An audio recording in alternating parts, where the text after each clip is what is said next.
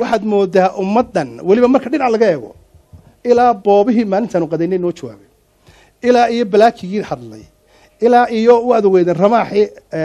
wax naga sheegay waxaad moodaa dad isku wada deegaan ka soo jeeda ayaad moodaa inay dawladdii ka xigsanayaan dadkii kale dawladdan tacab fara badan baa naga galay dawladdan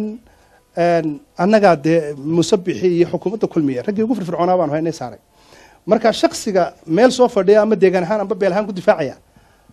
waxaan leenahay tallaabaha laga qaado oo xukuumadduna dee waa ceebayn oo kale ay ku samaynayaan dad isku wada deegaana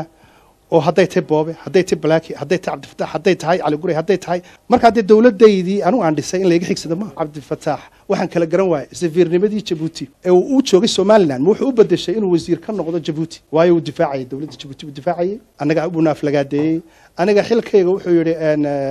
markii wasiirka ka noqday buu golaha dhexe ka tegey waa ayaan darro malaa uu ismasaxay saaxiibkay waayo golaha dhexe xisbiga kulmiye ka barmankaabana anugu kumaan iman wasiirnimo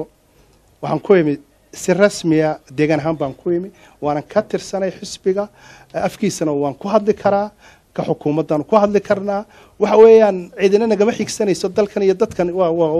waddankayagii waa xukuumaddayadii waa xisbigayagii cabdifataax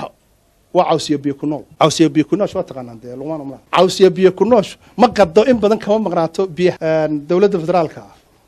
waxaa maqlaysa ra-iisul wasaareedu xalay toole inuu lahaa heshiiska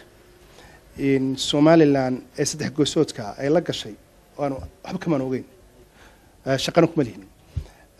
taas runtii maaha waxay nagu cusub waa wax weligoodba soo jiray laakiin intii dambe waxaan filayay inay ka waantoobeen oo arrintaas ay candhuftooda dib luqeen laakiin weli ama ra-iisul wasaare ha noqdo ama madaxweyne soomaaliya ha noqdo ilaa ka soo bilow cabdiqaasin ilaa up to now wayna claim garayaan mar walba waxaa shalay arkayseen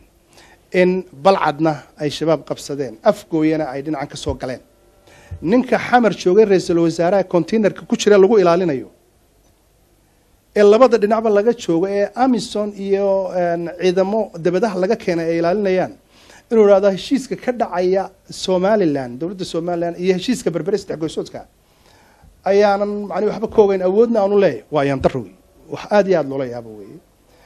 dawladda ayareed ku jirta containerka ee xukunta 5 kilometer square inay u bu'aan 1800 kilometer